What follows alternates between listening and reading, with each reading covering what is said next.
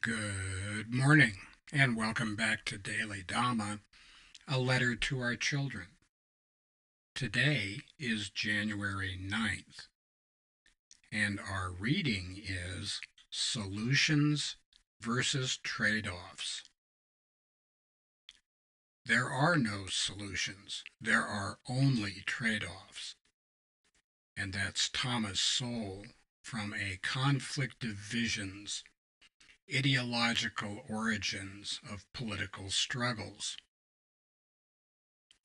Which is to say, there are no neat endings in either our material or our spiritual lives. The consequences of our thoughts, words, and deeds are ongoing. Kama, Sanskrit karma, results in karmic debt, which is an iron law of the universe.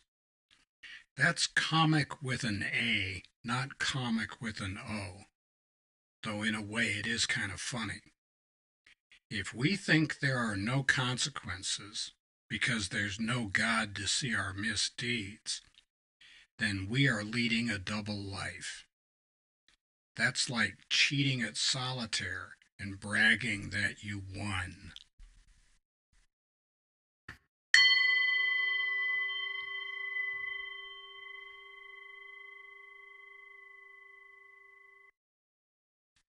One of our favorite guys and contributors to this book is Thomas Sowell.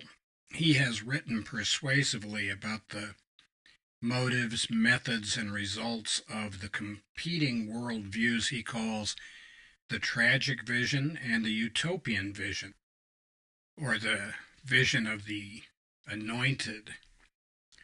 The vision of the anointed permeates our society through the media, public intellectuals, government policy, and schools. Sowell was a senior fellow at Stanford's Hoover Institution, and he's an unlikely prophet with a skill set and life experience unique among writers of this or any other age.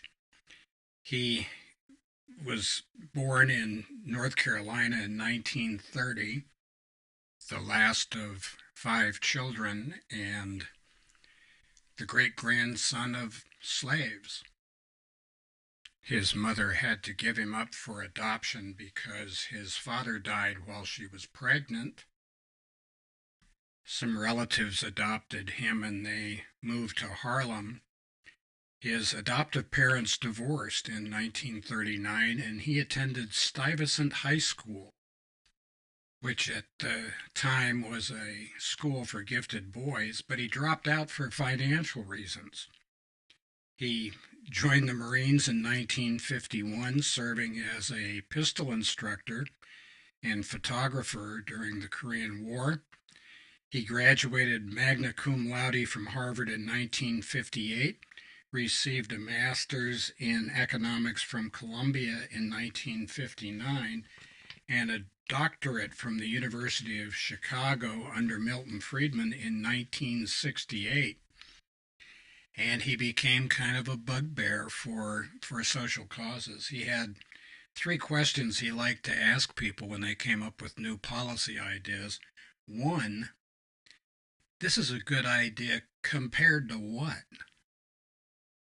2, at what cost? And 3, what hard data do you have?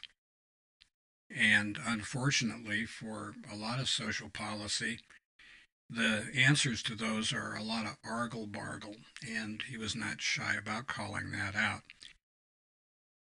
He is a brilliant writer and has authored scores of books and literally thousands of articles, and he is readily available any place good books are sold.